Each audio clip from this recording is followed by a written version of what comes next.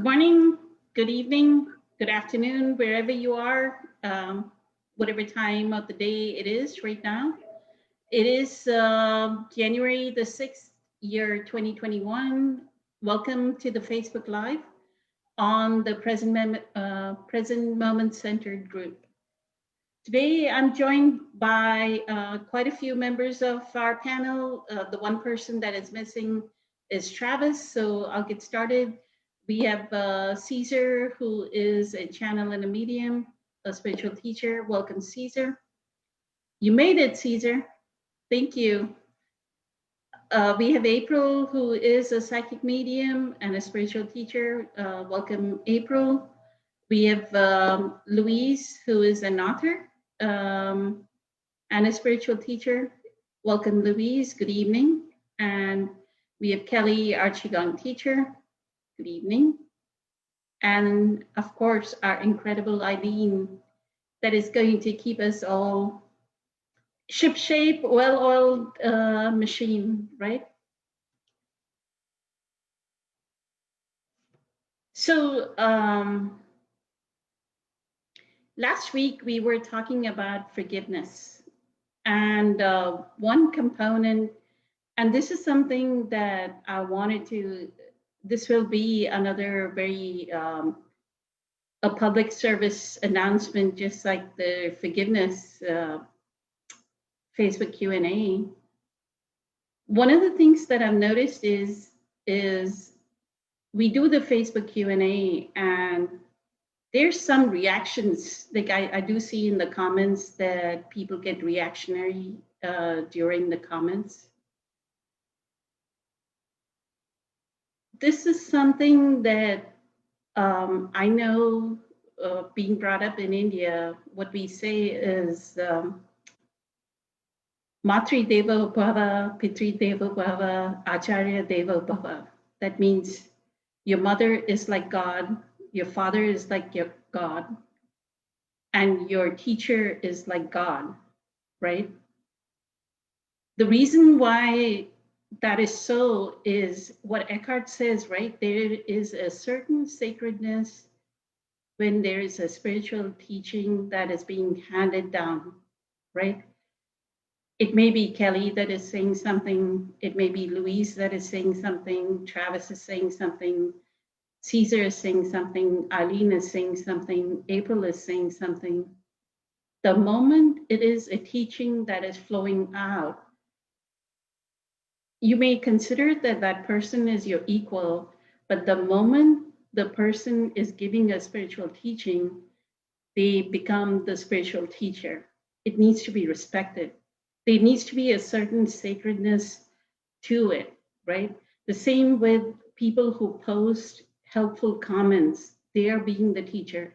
I've seen Louise post helpful comments in the comment section. Padma has said stuff. Linda McFadden posts stuff.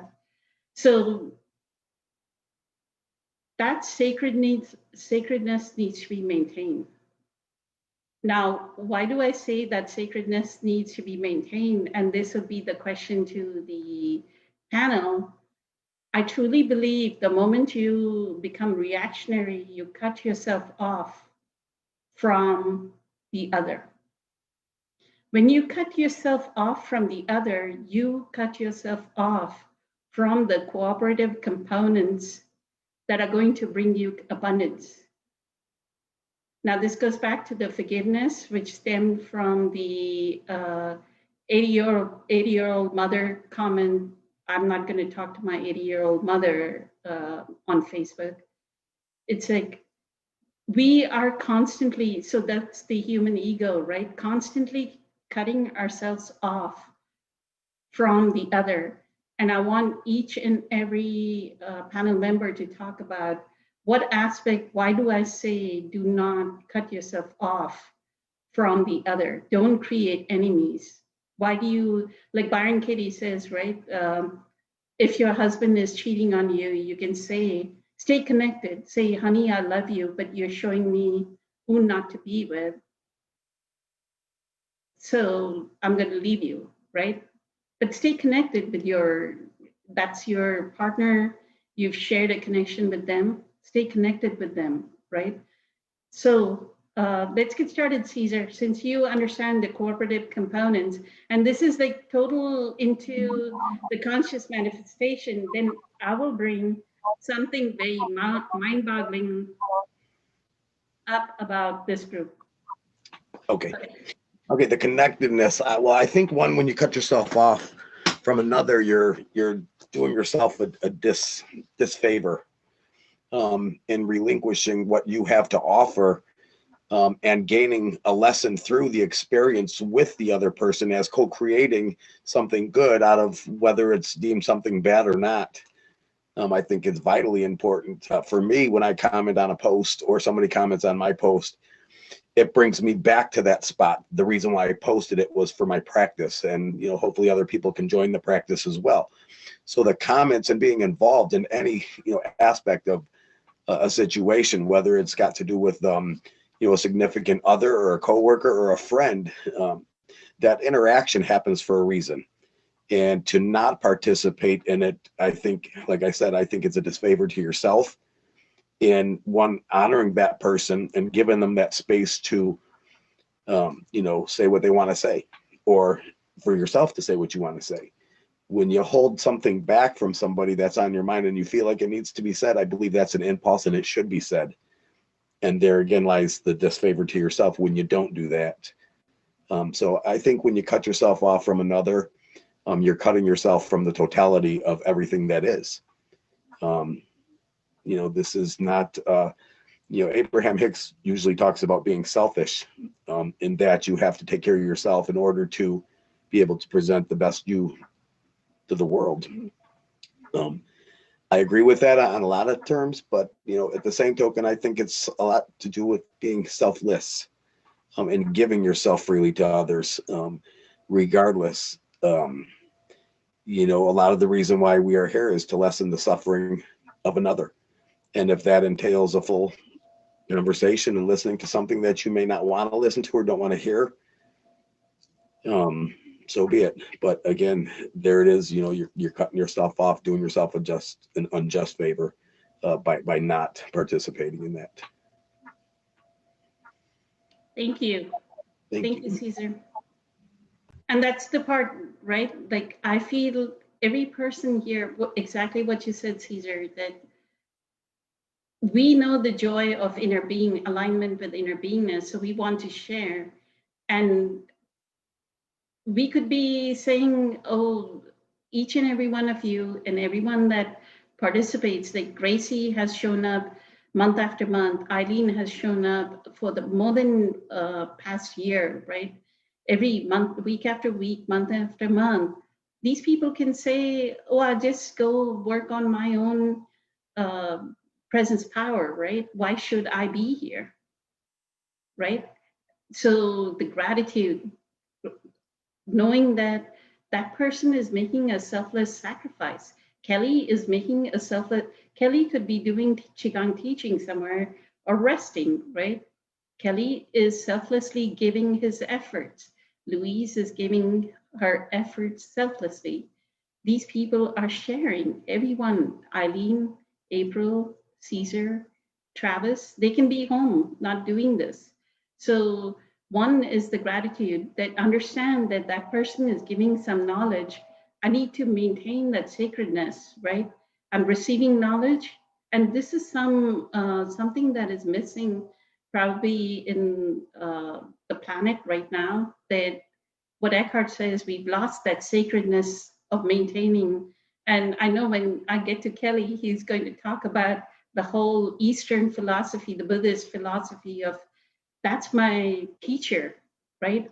And how much respect and like total surrender to the teacher. So I'll come to you last, Kelly, because I know you're going to talk a lot about how that, what we say the guru and disciple relationship works, right? So Eileen, did you want to talk about this? Thank you, Caesar. Yeah, sorry, I just had a interruption. Grateful for all that is Oh man. I was nodding a lot to what Caesar was saying because he's spot on. Like, I feel like if you're against the other, that resistance is not only, suffering for yourself, even if you don't see it, but it's also going against who you are, because we're all one. There is no like me and them and they, like it's so I think it takes some people time to understand that fully. I didn't understand it fully at the beginning, but so I think the whole process, what we do and what people do in the group, it's just the difference between those that are, on different parts of maybe the same journey.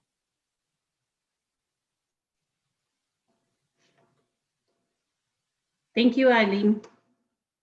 And how much ever our ego is saying, I'm going to cut myself off from this person, whether it's the mother, the brother, or whoever it is, our inner being is always planetary intelligence through us. Our inner being is loving on the mother, right?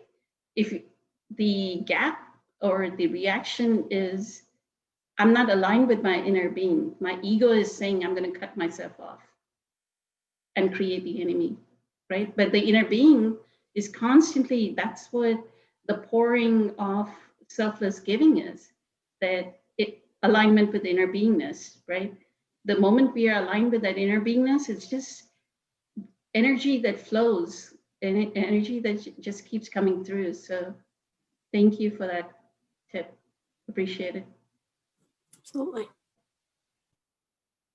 Grateful for all the work that you do with us. So I'm eternally grateful. So thank you. As am I. April, did you want to say something about why I would say do not ever cut yourself off from whoever it may be? Stay connected.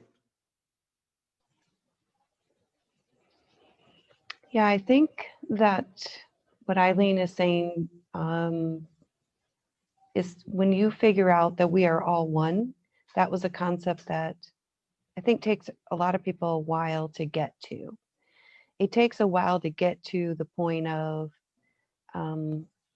you plant a seed in the ground and then the grass grows and then the cow eats the grass and then the sun feeds the grass and then the rain feeds. It takes a while to get that whole concept of, really, I'm connected to so-and-so in third grade that I hated, really, right?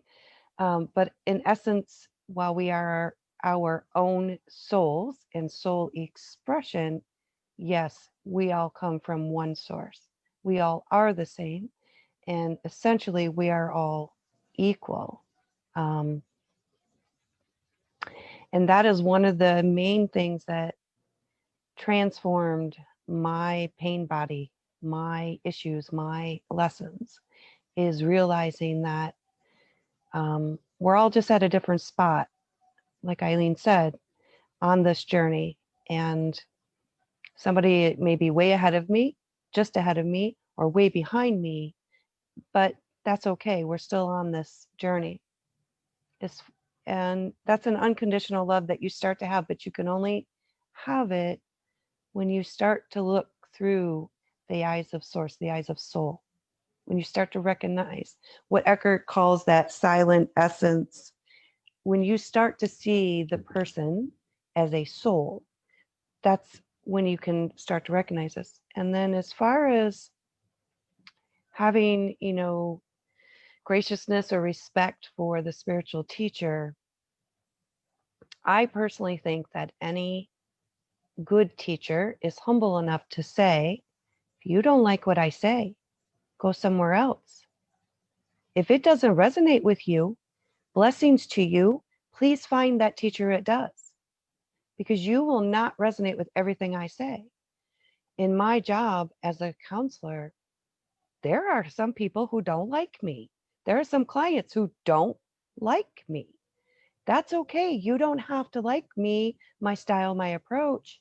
But you know what? That guy right there, he's really good. And I bet you'll match with him. Please go to him, because whoever can help you, I'm open to that. Right? Because that's where my core is. My core is whatever helps you.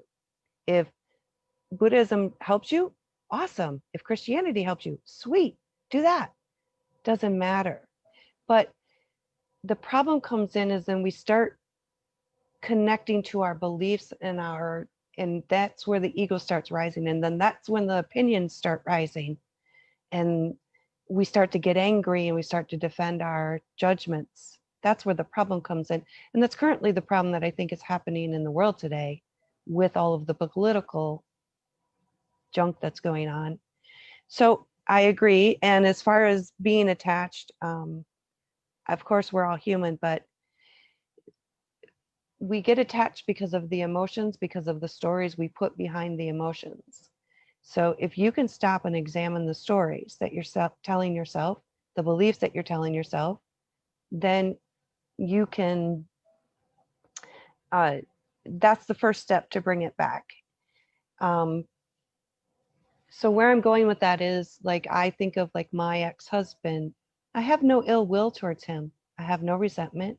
I have no anger. I have no hate. I don't call him, right, for Wednesday night dinner, but I also don't have any ill will because I realize what space he's in and I'm okay with that.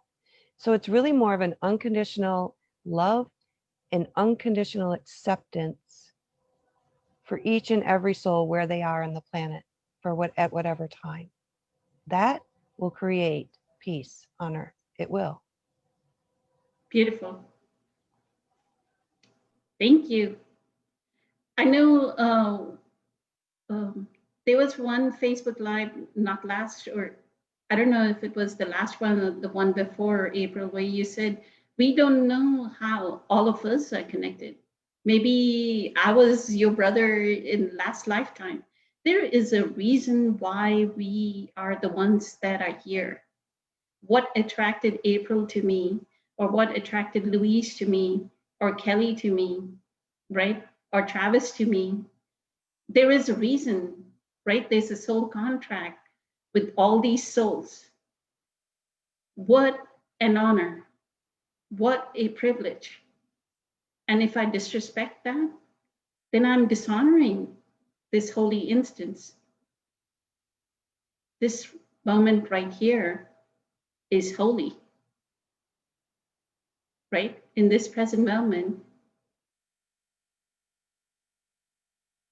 So even holding that presence. So what I would say is, if you're a participant and you're being reactionary, do some meditation before you join. Be in a state of presence, hold your presence power as you're listening as well, so that you can receive that this is a holy instance. The connection with Louise is a holy instance. Look at each one, look at each window and experience that holiness, right? So I love that when you said that last week or the week before. I remember you saying, right, like there is a soul contract between the ones that are here as well as everyone that is posting responses. So we are grateful that this holy instance, I know Mike joins week after week, and he's been grateful for the Facebook live Q&A. Gracie is another one. Lakshmi shows up. Marla shows up. So thank you. Thank you, April. Louise, did you want to say something about why do I say don't cut yourself off? Well, I'm thinking the same things along the same lines, and I feel like respect is something that's really been lost. And I think just a lot of times it's just like my generation in a way, I think sometimes like still has that respect, but you know, like my sister's 20 years younger than me. And I see her generation so differently, like they don't have any respect, you know, for a lot of authority or even, you know, a teacher or what have you. And so I don't know how that happened along the lines throughout the years, but I do feel like there is a lot of lack of respect. And I also feel that there are no accidents, and that, you know, like you said, we're all here for a reason, and there's a connection for some reason. We might not ever know it, but there is, and that should be respected and honored. And also, when someone speaks or gives advice, you know, and you feel reactive, I feel that that's a good check for yourself to that you know aren't aligned. But I also feel that it's a good also way to look at it and figure out, like, why am I feeling this way? Why am I feeling reactive? Like, what truth is behind it? What, you know, and explore it a little bit. Like, don't cut it off completely, because our ego is so big. But also, a lot of times we don't see it right offhand that there's something in there that we should really take. And so a lot of times when I feel like someone gives me advice and I'm like, oh, they're off, I don't want to just discard it. I go, wait, why am I thinking they're off? And where, you know, and you just analyze it a little bit. And then you realize, you go, oh, wow, they did pick up on something that I didn't see. So it's always good to, you know, to look at it and to think it through. And, you know, and then once you are aligned, you are able to see it a lot better and clearer. And so I think those are some things to think about. Beautiful. Thank you. That's a beautiful pointer, that if we are being reactionary to something that is being said, then we have to really, really, like, it requires presence power, or use somebody else's presence power to actually look at it for what it is, right? Because like when we started on the topic of abandonment, the person that posted on Facebook was telling me, you are not listening to me. And the part that I was not listening to was that she was not receiving. I kept posting back responses, right? Like she would say something, I would try to help a little bit more, try to help a little bit more, try to help a little bit more. But I knew that when she was saying you're not listening, instead of getting offended, I knew I was not listening, right? But that comes with great presence power to know, yes, I am, what she's saying is correct. I am not listening, right? So thank you. Beautiful. Yes. Thank you, Louise. Everything needs to be examined, because just like we said, it's a holy instance. You don't know why the cashier said so and so, or you stopped at the dry cleaners and the dry cleaner said so and so. Look at it, right? Inconsequential people, there was a miracle behind what they said, because somehow planetary intelligence spoke through that form, and we don't know why it was said, but examine it, right? Examine each statement. Thank you, Louise, for that pointer. Beautiful. Kelly, it's all yours. Now you can start. Thank you. Thank you, Poonam. Wonderful to see everyone tonight. I agree with everything that has been said. The simplest way for me to say this is that whenever we reject anything, we are rejecting a part of creation. So if we are being reactionary and we are being judgmental, fearful, anxious, and rejecting something that someone else is saying in an aggressive manner, what we are doing is we are basically showing everybody exactly where our ego is. And rejecting anything of creation is also about rejecting a part of ourselves. So when we cut off, or when we separate ourselves, when we cut ourselves off and we deny someone else's expression, we are reflecting outward to anyone who can see that we are also denying our own expression, and believe strongly enough in denying our own expression to deny someone else's expression. I could get into the whole Buddhist or Taoist discipleship role. The thing that is important to understand, however, is that while there is a place for a teacher, and while there is a place for someone to teach us on this road, when we wake up to the simple reality that every moment and every breath is the learning experience, is the moment to awaken to your Buddha nature, to your Taoist soul body, to your higher self, to your Christ consciousness, whatever you want to call it, whatever you do call it. And when we understand that, yes, every moment is sacred, because when we are listening to ourselves and we are aligned with our heart, we are aligned with our sacred aspect of who we are and that bridge to creation and the eternal divine. Whether or not that is Buddhist, Catholic, Gnostic, Muslim, Sufi, regardless of how or why we use our awareness to determine parameters and judge the outside world or view it and interact with it, not necessarily judge, because judgment is separation. When we understand those things that have influenced us to be judgmental and anxious and fearful, and we can step back into ourselves and into observation, we understand that we are our own guru. We are our own teacher. We understand that every moment is a moment of gratitude, is a moment of abundance, is a moment of love for ourselves and all of creation. And that is why cutting ourselves off or with fear and judgment causes us to stop being aligned, causes us to support separation instead of supporting awareness of going inside and being aligned with our hearts and our higher selves, our Buddha nature, Taoist soul body, Christ consciousness.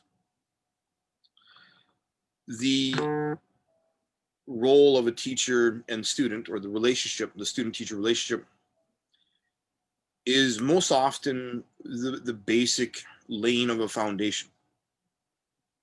And when we build up enough personal points of reference, when we understand that every moment is an opportunity to learn, whenever we are witnessing things, and let's use social media as an example, because it is 2021 and here we all having met each other on Facebook and social media, and the reactionary aspects of people's personality seems to be drawn out on social media because we have this thing of distance. We're not actually face to face with a person. So there's this safety of being at a distance and being on social media and knowing you're never ever going to meet that other person. So Louise, loved what you said about respect, because that's what it really boils down to. When we are disrespecting someone else, we are showing the entire world how small our minds are, how little we actually care. Even if you're part of a group of, a spiritual group or a healing group or whatever. Now, do not misunderstand. There is a difference between fear-based judgment and loving discernment. Understanding and discernment are very different than fear-based judgment. And this is where the disrespect comes in. And again, social media, we have this distance. Like, I'm never, ever going to see that person. So I don't care. It's one of those things where we've forgotten how to be social and polite and considerate of other people, because social media has this nice little buffer. It's like, I'm safe over here on the other side of my phone. So no, you know, I am making light of it, but it is very, very true. There's sort of a bit of a epidemic of disrespect because, I mean, especially with, you know, and I grew up a gamer. However, you know, very grateful that my mom and dad were very particular about making sure I understood how to have good manners. My Victorian grandma sure helped with that too. So, you know, kudos to her. Socialization, it's a human thing, very much a human thing, and it will always bring out those aspects of personality that are both fear-based and love-based.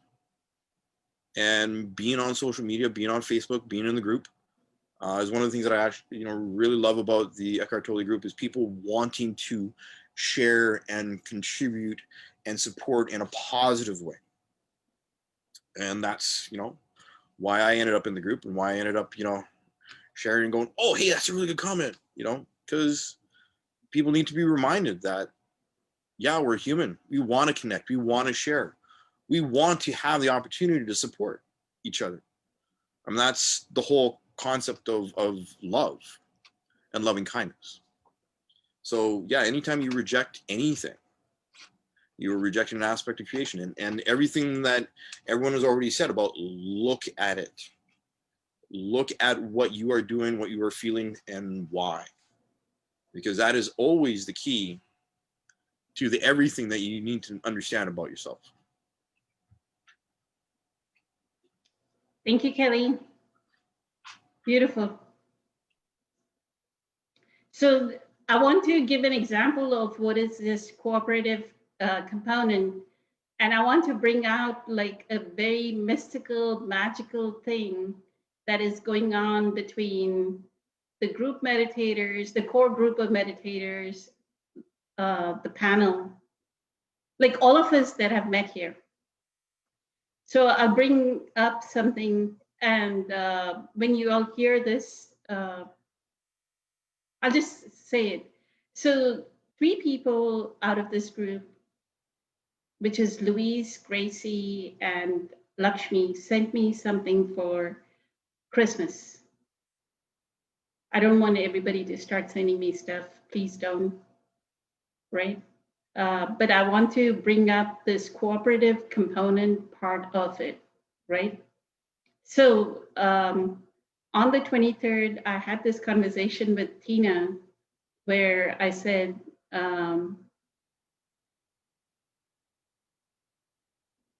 sometime like at 3 o'clock in the afternoon, which is Central Time, I said, why are you baking with flour and sugar? I don't know how many people saw that post from her. If you believe in medical medium and you're baking with flour and sugar, right?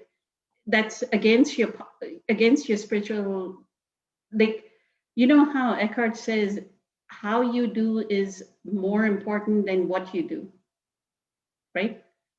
So when you're spiritually aligned and you know in the inner core of your being that flour and sugar has been damaging your body, why would you feed it to others?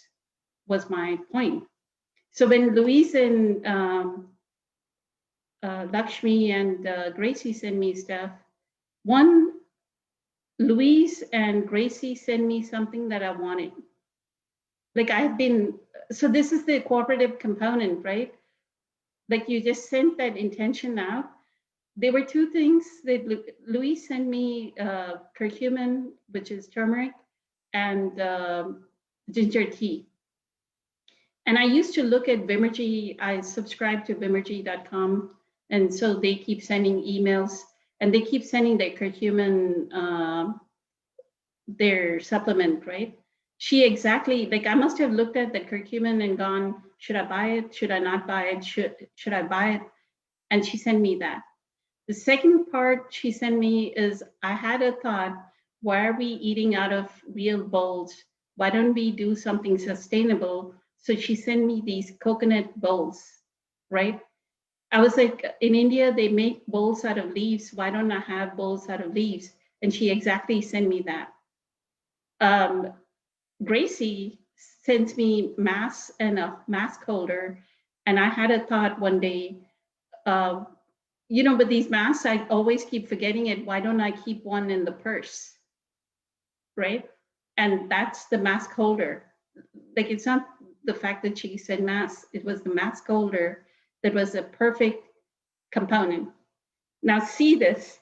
So when I had that conversation with Tina on Wednesday, by Friday or Saturday, I'm beginning to send back thank you gifts, right? So I go, if I had that conversation with Tina, first I thought, let me send something from Harry and David to Louise because she has little kids. They love cookies and it'll be pears or something, right? I was like, if I had that conversation with Tina on Wednesday, why am I going against my principle and sending sugar and flour, right? So I said, I really love Vimergy.com. I really love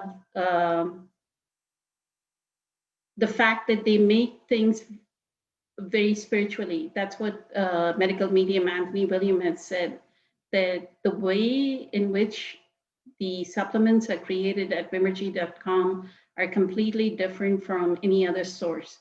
So I was like, okay, Vimergy.com, then let's start seeing what can I send.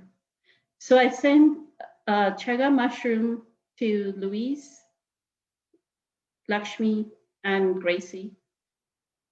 Lakshmi said, remember, Kelly, on Wednesday, we had a conversation about chaga mushroom during the Facebook Live?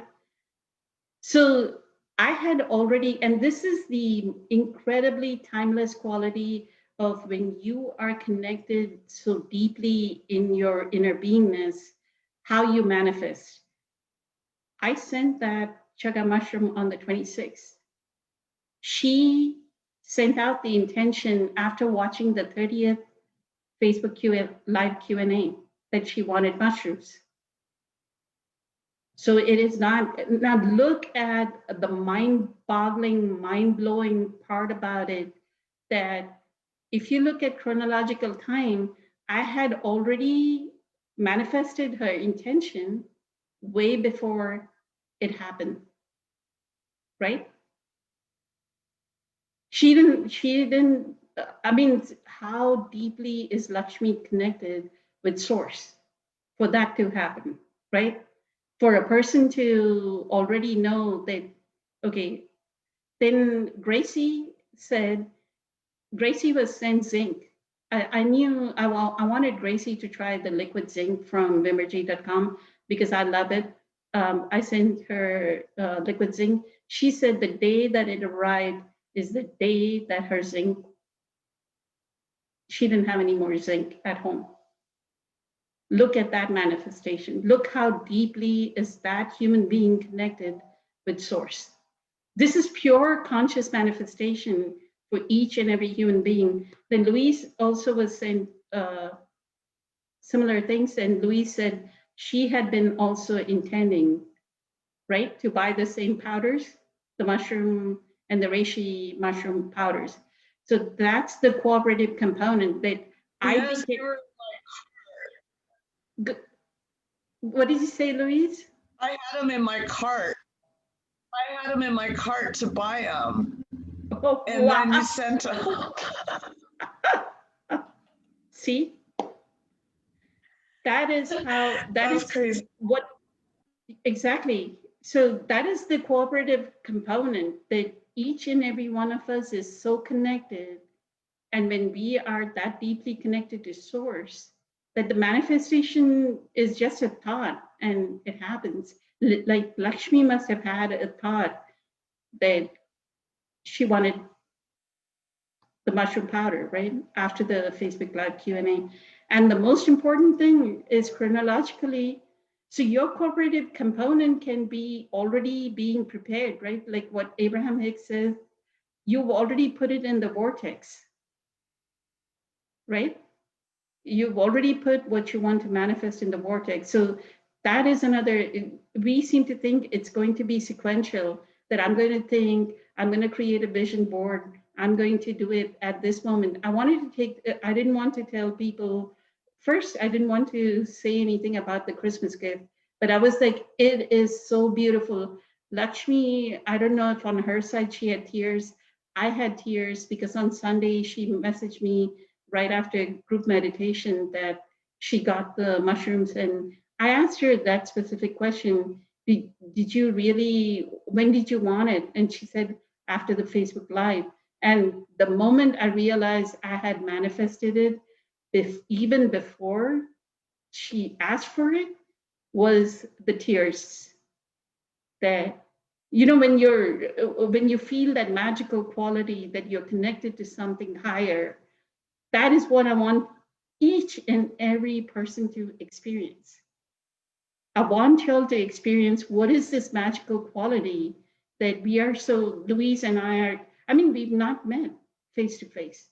Lakshmi, I've known her for years. We've not met face to face, but the connection is deep. Gracie, I've known her for more than a year. Eileen is the same way. Like, I'll think about her and she'll text. So I just wanted to give an example that how your corporate components of what you want to manifest is not something you're going to ask now. It's already there. It's your connection to source that is going to manifest it, right? So there was a question from Claudia saying, presence is now. What if you don't like now? Louise, you want to start with, I just talked about the magical, mystical quality. So go ahead. Thank you. Well,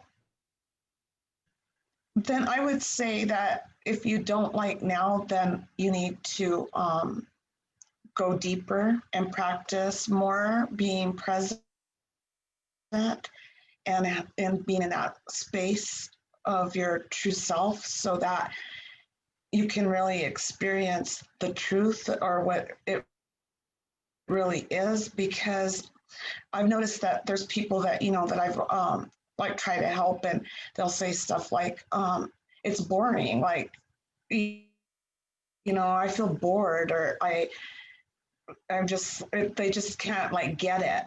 But I remember at this, one of the talks with Eckhart through the School of Awakening, and he said to know when you, like a criteria is to feel joy. And so if you're not feeling joy, then that's something to question. And because that's how you should feel when you are in alignment and allowing yourself that presence and that spaciousness, it's joy. You'd feel pure joy. And if you're not feeling that, then I would say to question it and figure out what it is that's in the way, blocking it. And a lot of times I think that we think like we got to go meditate for an hour and do it 2 or 3 times a day, and or we think that like just 5 minutes or just even taking a break from thinking throughout the day isn't enough, but it is. And each day you get stronger and stronger, and so it doesn't have to be this long drawn out thing. And I think that kind of turns people away a lot of times, is because they're thinking, like, a lot of times people ask me, well, like, how many times a day do you meditate, and for how long? And I'm like, sometimes 3 times a day for 5 minutes each time. And they're like, that's it?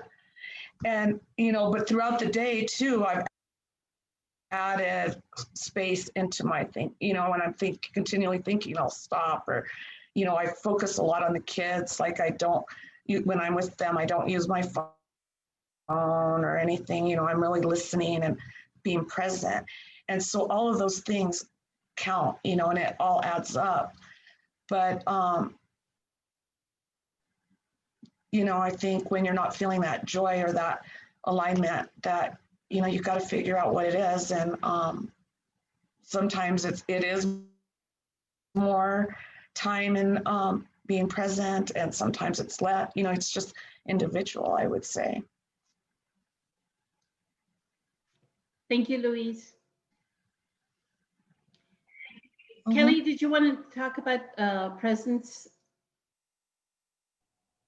I Sure. think we need a little bit more qualification. What if you don't like now? Why do you not like the now? Yeah, I was just going to say What it's is, a little vague.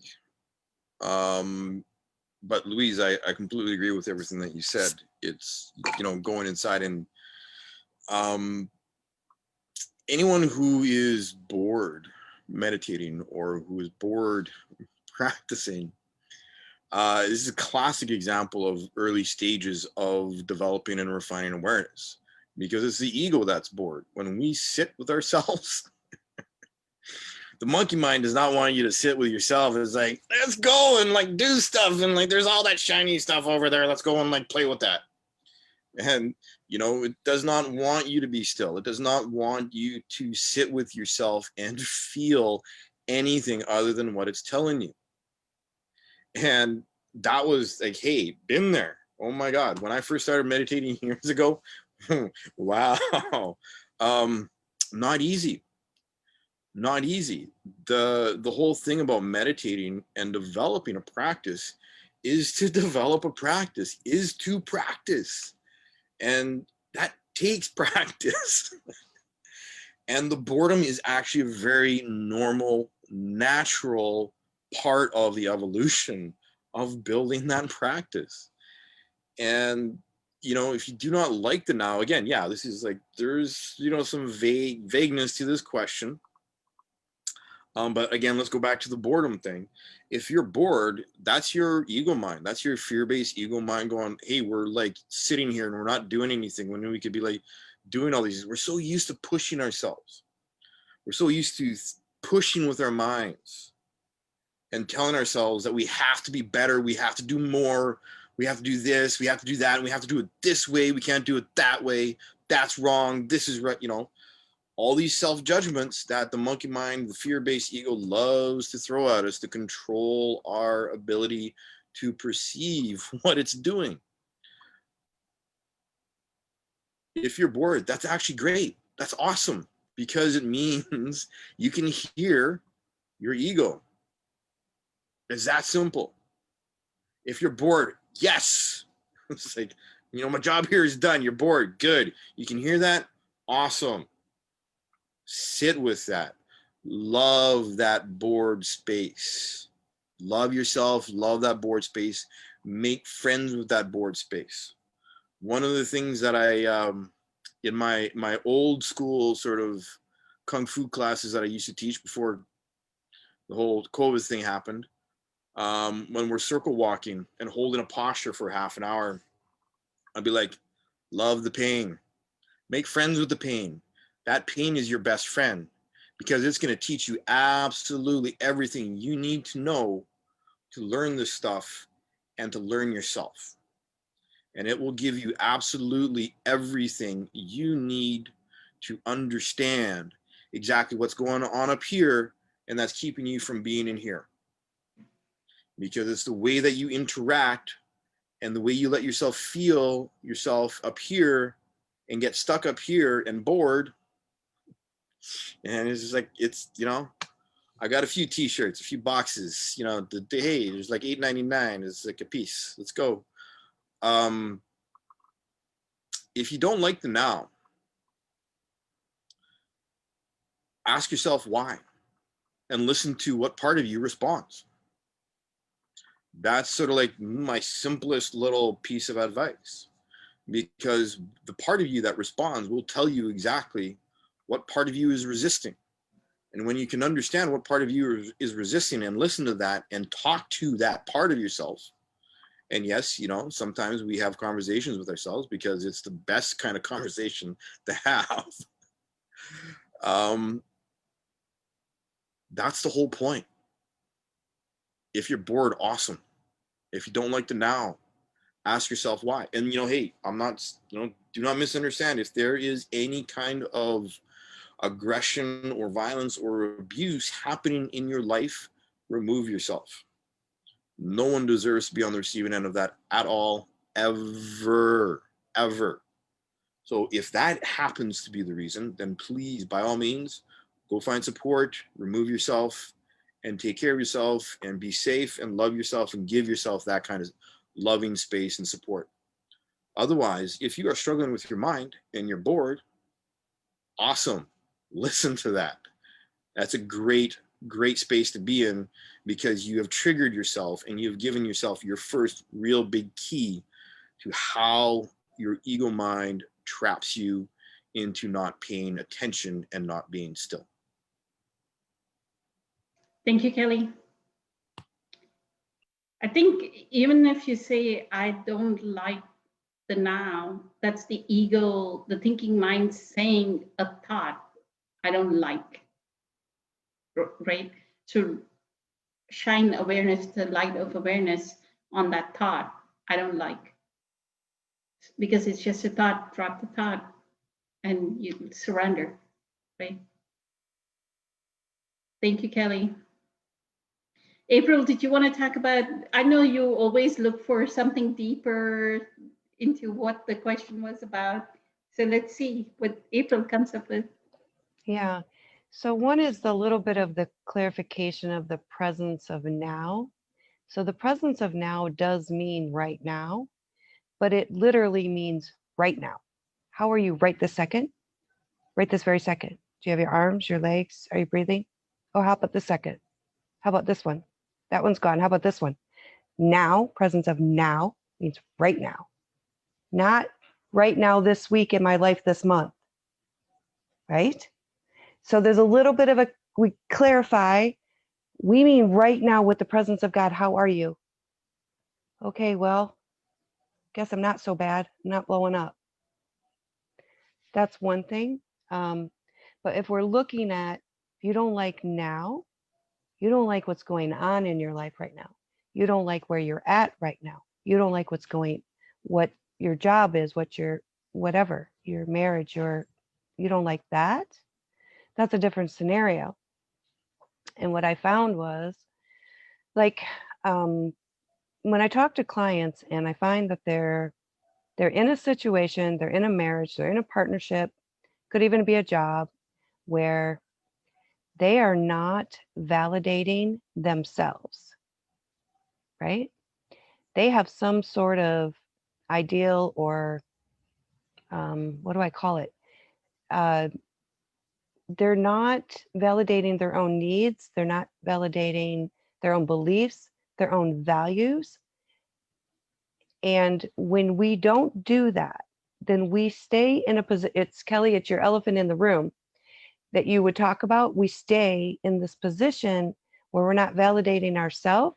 So then we get upset with everything else that's going on. We get upset at our partner, our wife, our husband. But in reality, what's really happening is we're mad at ourselves for not doing what we need to do. We're mad at ourselves for not leaving, for not getting a different job, for not saying no. So if you don't like the now, then I would say, look at your situation. What do you not like about the now? Is there somewhere where you're not validating yourself? Because people think selfishness is selfish. It's not. We have to have self-care, right? And then the other thing about now is that of course is a judgment. But there are times like you don't like the now. we don't like what's going on. Maybe we're in an abusive relationship, or we're in a bad job, and then those changes need to be made. So that would be what I would say, is if you don't like the now, then what can you do? And if you can't do anything to change it at this moment, so you can't leave your wife, or you can't leave your husband, or you can't leave your job, or you can't move, then yes, amp up on the meditation, amp up on going into presence until you can make that change. So those were my thoughts about it. Thank you, April. Awesome. I think the can't like your job, or you don't like your job, you don't like your partner, is almost like what Eckhart says: if you were a prisoner in a prison cell, then surrender has to be an internal surrender. You can't externally, like in a prison cell, you cannot escape, right? Unless you really want to escape, break the law and escape out of the prison cell. So you are confined to that 6 foot by 6 foot space. So what can you do? What is surrender at that point in time? So it means it has to be an internal surrender. So what I see in the question is the internal surrender is not there. There's also a little bit of confusion where they say presence is now. It's not so much as presence is now. Presence is actually experiencing this life force, this joy that Louise was speaking about, that Eckhart talks about. The joy of being is the joy of being conscious, right? So experiencing this life force, this energy, and Kelly can speak to it. You can feel the energy when you hold your hand up. You can feel an energy passing through your hand. So that is the joy of being. If you cannot experience the joy of being, then you're not experiencing presence. And that's why the thinking mind is coming up and saying, I don't like the not, right? Caesar, did you want to talk about the question? I don't like the not. Sure. I think everybody had great answers, and I fully agree with each of them. I would ask myself, what is it that is not to like about the now? And then I would try to, check yourself, like they were saying, go inside, and obviously it's the ego that's uncomfortable with something that is currently happening or may happen or already did happen. It's like Eckhart says, ask yourself if you have any problems in the now. And 9 out of 10 times when I ask people that question personally and they come up with an answer, I always ask them, who is not comfortable with it? Who has the problem? The essence of yourself, or is it the ego mind? And 100% of the time, it is the ego mind that has the problem. Well, they shouldn't be happening to me. I would then move into trying to find out what it is that the uncomfortable situation you're experiencing, or whatever it is that you don't like about the now, is trying to teach you. To embrace that. And, and you can hit this on a lot of different points. One of them being everything means nothing. Is it really that important to have any significant meaning in your life that really truly matters that much to entail stealing your peace? Choice is also a superpower that we have. And if you realize that you can change the definitions of things and find the good in the uncomfortable, and then you win, because you're now extracting something that you choose to be positive, or at least have a positive effect to your well-being.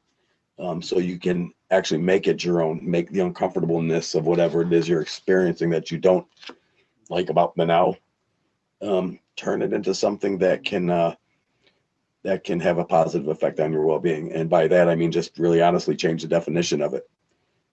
It only means something to you externally because you had given it meaning.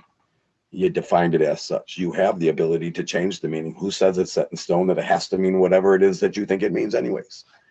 So change the definition, clean up your words a little bit, and have a little play of words on it, and make it a positive experience, even if it's uncomfortable. Like Kelly says, embrace it. Embrace the fact that you're not feeling good about a particular situation. And as far as the meditation goes, about we keep talking about the meditation, how long do you meditation? I mean, it's really honestly one in-breath can take you back to zero. Just following, concentrating on one single in-breath can bring you back to the present moment legitimately. instead of thinking you're in the now, like April was just saying, are you really here right now, this second, and then this one and this one and this one? And one in breath will literally do that to you. And if you're, focusing on everything, your five senses, I mean, if you're deploying these throughout your day, that is a continuous meditative state, I believe. But again, so just the now, what are you uncomfortable with? Just recognize that it's the ego mind in you, and embrace that. And it's just a little more awareness of where you are consciously in your journey, and it's an opportunity to course correction, I believe. Thank you, Caesar. Thank you. I'm trying to remember something that Abraham Hicks says. Before I say that, I like, what does Eckhart say when you said something about peace? Accept your non-peace. At this moment, accept that you don't like the now, right? That will bring you to peace. If we accept our non-peace, that brings us to peace, right? And then the second thing you said was the emotional scale. Abraham Hicks, I think in her book, Ask and It Will Be Given, or Ask and It Is Given, she has words that are at an emotional scale, right? That anger is better than hatred, frustration is better than anger. A lot of times we are going to think being frustrated is such a bad thing, it's such a negative thing, but it's on the emotional scale, you're moving up the emotional scale, because what she says is you cannot get from hatred to love. It's too big a jump, right? So know that you have to move up the emotional scale to get to unconditional love that April was talking about. So thank you for that pointer. Yeah, she always refers to the emotions as your guidance. That's your GPS. Yeah, your GPS.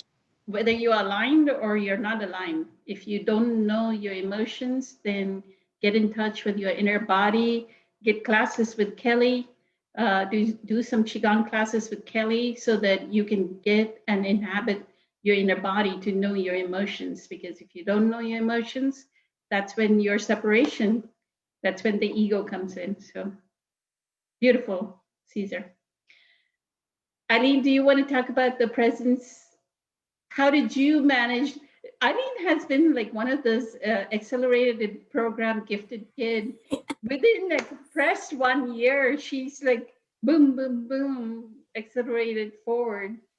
So Absolutely. talk about your acceleration. I wrote myself like a little note so that I didn't forget. And if you could see it, if it wasn't with pencil, it says almost exactly what you just said. No, I'm kidding. I'm not kidding. No, I'm not kidding. I had just written myself a note when I saw the person's question, which was quite a while ago now, that you don't need to like the now. It just comes down to accepting it. And of course, for me, like being grateful for it, because it's not about liking. Like that word drives me crazy sometimes, because acceptance can come even if you don't like something. I mean, the amount of traumatic things that have happened to me in my life, and I am honestly now accepting and grateful of every single one of them.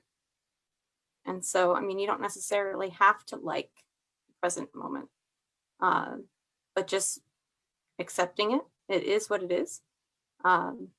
Just that is when the suffering will stop.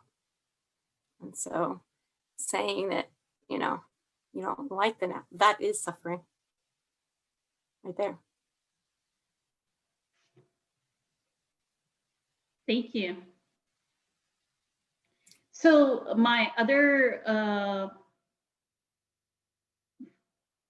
co-creator of this panel is Summer. Summer is constantly messaging me or saying something that I need to bring up as a question. So I was looking while Kelly was speaking, I was looking at Summer's question.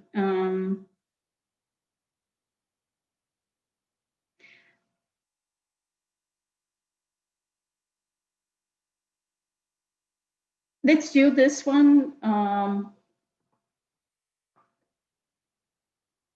think she got it from Super Soul Sunday. So quick round of this one and we can end. Louise, did you want to start off with what does God mean to you? What is God? Well, I feel like what I've learned, and it's changed throughout, my existence, but I feel like now to me, God is that stillness and that quietness that I feel when I'm totally alone and with no thought. And I feel that's God. Like I feel that it's a powerful spirit that's within me and that kind of takes over me. And that's how God has progressed through my practice. It used to be an entity, and but it's just evolved as I have.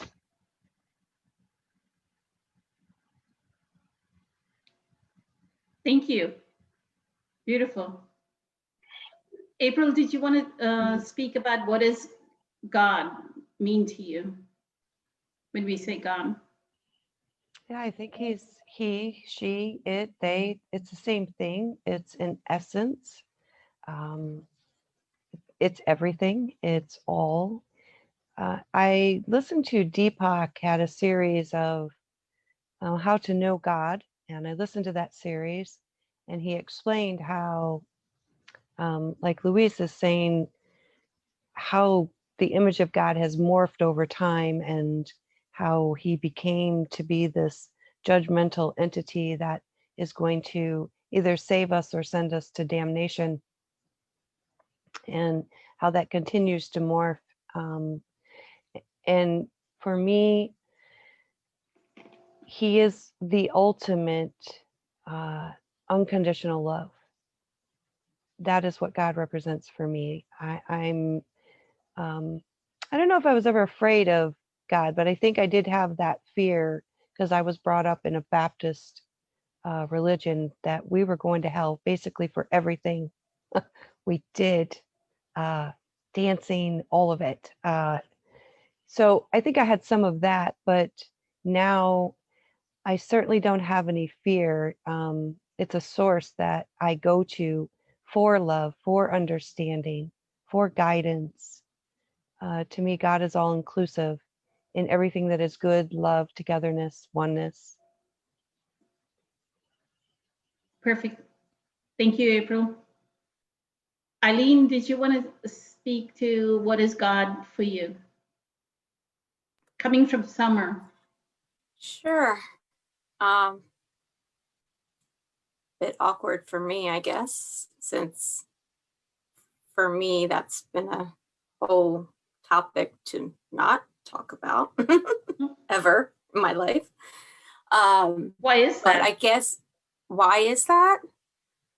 I'm not going to say that I am an atheist, but I am, I guess, someone who has always believed in science and not things that you can't be proven or whatever. I don't know. It's a very complex conversation, I guess.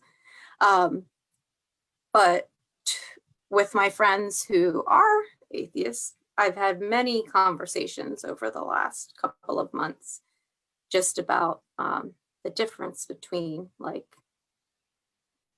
God and spirit and the whole quantum physics background and the power of the universe and like just things that can be proven, things that, there are no what are they called? There are no, what's the word I'm looking for? Coincidences. And so I've had conversations with friends over the last few months about, you know, I might not be religious, but I am spiritual, and I believe in the power of all of us as one in the universe and all of that stuff. So I guess for me, and what other people would consider God for them, like for me, that is just like the spirit of all of us, the power of all of us. And so for me, what gives me that most, that feeling that like kind of Louise was talking about was like connection for me. Like I know a lot of people have other things that kind of bring them that, but for me, it's that connection. For me, I always get like the goosebumps. It's always because of some connection with me and another soul. It's always about connection.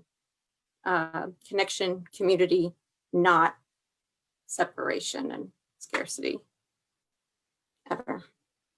And I think because you're that way, somebody arises, like either it's Ryan or Bonnie or somebody arises and supports you, right? Or you text me and I'll be the one that'll be there. So because you're open-hearted about it. So thank you. Absolutely. Kelly, do you want to talk about what is God for you? This will be the last question because there are not many questions today. What is God? That's an interesting word. Conceptual framework, parameters of a verbal expression of an equation to try and define something so vast and beyond our mental linear mind. Fun word, spelled backwards, it's dog, so you know.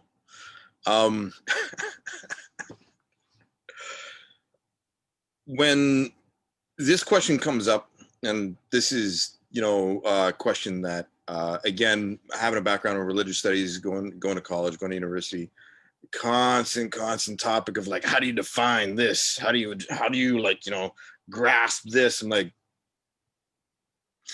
you know, and my grandfather was a Mennonite minister, which is an Anabaptist tradition. So I grew up in his church, and I always found church to be a rather unusual thing. Love the community, absolutely love the community. And Louise, love what you said, April and Eileen. Yes, absolutely, connection. However, when this question comes up, I always respond with the question, how do you define your reality? Right? Everyone's answer is always different because everyone is different. Everyone is unique. For me, yeah, it's a feeling. It is a knowing. It is an understanding. My experience with my brother, who is a scientist, married a scientist, very much a non-believer in things outside of science. And yet here I am. I'm like, hey, your ankle bothering you? I'm at home right now. I got 5 minutes. I'll send you some chi. How about that? You know, it's like, wow. I'm like, you believe in your cell phone, don't you? And emails? Come on. Quantum physics. I'm a huge fan of quantum physics. Love physics. And you know, the spaces that I've experienced when I was a kid, almost dying, having my out-of-body experiences when I was a kid, and the education that I got in those spaces and the understanding that I've had ever since is that there is a vastness to reality that the linear mind cannot understand, but the heart can feel and know and understand. Always has, always will. And this is the eternal equation of how do we reconcile having these two basically opposed spaces in our awareness. This mental space of analysis and information versus what we feel in our bones. And yeah, for me, God, the divine creation, that eternal presence, the cosmic ocean, is about feeling. How deep can you feel? How deep do you let yourself feel? How deep do you want to let yourself feel? Red or blue pill, you know? It is a feeling. The divine for me is an ever-present feeling, is an ever-present connection to a space that I constantly have to be vigilant with, because the ego mind, the shadow, the emotional defense mechanisms that keep me grounded in the now want to constantly go, don't look over there, don't feel that, because that's so like huge. We know it's there. We know it's there. It's loud. We know it's there. Just turn down the volume a little bit so we can go about our daily activities. So that feeling for me is always there. That feeling of connection has been there my entire life. It is something that I cherish. It is a space that I am constantly allowing myself to feel, constantly going into and relearning that connection over and over and over again. Just like looking at the square root of pi and going, oh yeah, right, the 4 looks like that, and I could draw it like that, but it's actually, you know, 3.14. Yeah, okay, you know, the equation is always the same. It's always about connection. It's always about feeling. I could, you know, quote sutras or Vedas or you know texts or the Gnostics or you know whatever book is out there will never ever come close to that feeling that we can all find inside of ourselves, that is there. And you know, whether or not we are aware of it or not, it's like, you know, our presence, the now is always the now. And April, I loved how you explained that earlier. That was like the now is like the now, like no, but that now is like not now. It's like, but now the now is like now, and like, how do you feel now? And it's like, exactly. It's like, what? Who's on It's first? the only way I could get people to really understand it, because you have to be like, okay, that now this one, oh, that's gone now, like, yeah. Exactly. It's just like, you cannot grasp the now. You have to feel it, because it's like now. Like, no, it's that feeling. It's like, this is why going inside and being present and feeling is so important. And this is, you know, again, even, you know, even my brother, who's a scientist, acknowledges that that space is there, right? He gets it, but he's a scientist. So like, we're just, you know, so it's great sort of like poking at him every once in a while and having a little fun with him. And it is all about connection. Eileen, I really, really love the way that you said that. My 2 cents. Beautiful. Thank you, Kelly. I appreciate it. Caesar, what does God mean to you? God means everything to me, although I cannot give you a definitive answer on what I think God is, because I quit having beliefs about it. But I can tell you that God is real. Everybody had said, I mean, if there was something I was going to say, it would have been something from each of the panel that had mentioned that. Everybody has really hit it on the head. I mean, if I had to explain it in some way, to me, it's like I can't understand it on the level of mind. And they all mentioned it's that connectedness, it's the feeling, the essence, you know, in simple terms. It's the essence that allows everything to be, I guess. The connectedness that allows us to be, that is within us, that we are an extension of. Just not to be understood on the level of mind, I guess, not for me. But there you have it. But yeah, the connectedness for sure. Thank you. I like the words that Eckhart uses. He doesn't say God, because then you think of it as a noun of a person out there in the sky, the bearded white guy, bearded, white beard, long hair. That's the image on a golden throne or something like that, right? But He says planetary intelligence or universal intelligence, or says source. I just love that it's in everything, right? Like I've said before, my favorite thing to do is be very sacred about my juicer and its parts, the way I clean the parts. Like when I'm after I shower, I wipe down the walls of my shower stall, right? But the sacredness with which it's done, that this is what is making me sacred by cleansing me. This space of a shower stall is what is cleansing me. So let me clean it, right? So when I come re-enter that space, it's very, very clean. So there's a purity about it, right? And it's like I'm consecrating the ceramic tile kind of like by wiping it down. So it's something like that. That thread has run today throughout the Facebook Live Q&A, that we've lost that sense of sacredness, right? That respect everything around you, because each and everything, even this coaster, is imbued with consciousness. Hold it with sacredness, right? Touch it. That's what Eckhart says when you drink a glass of water, hold it with sacredness.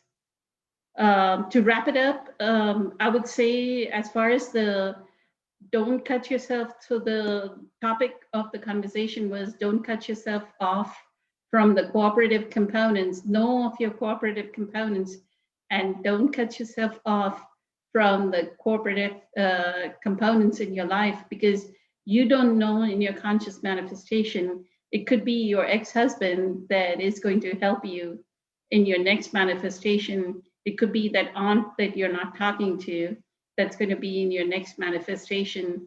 It could be the brother that you're not talking to in your next manifestation. To give an example, like I've stated before in the group meditation, I've written a book.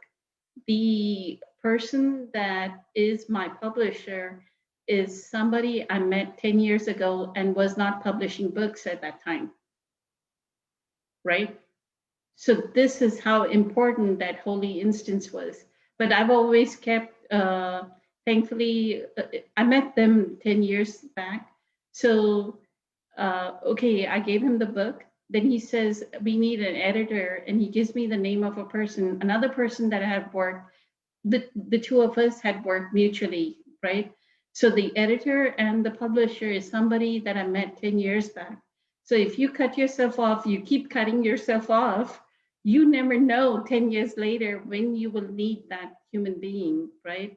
So you are cutting yourself off from the cooperative. Each human right now is a co-creator. Every time you touch them, whether it is the cashier, whether it is the service center guy, figure out, why are you sitting at that service center waiting? Why did the universe kind of like conspire for you to be at that service center? What are you going to say? What are you going to do that would change one person's life by the way what you say? I know I went to Famous Footwear one day and I just told the clerk, like I was having a conversation, and I said, what do you do? And she said she's a part-time student. And we got into this long conversation about how education is so important, right? So you inspire somebody that, you know, you may have changed their lives in that one conversation. So keep that in mind. Gratitude for where the spiritual teaching is coming from. Every human, every instance, like Kelly says, is a teacher. Be a student until your last breath. So use every instance as a teacher and respect it. How's that? Good? Have a fantastic week, everyone. We meet again next week. Many blessings and honor and a privilege that all of you were here and all of you out there that are with us. Eternally grateful, so humbled by all the wisdom that pours through each and every one of you. So have a good night. Thank you. Bye. Much love.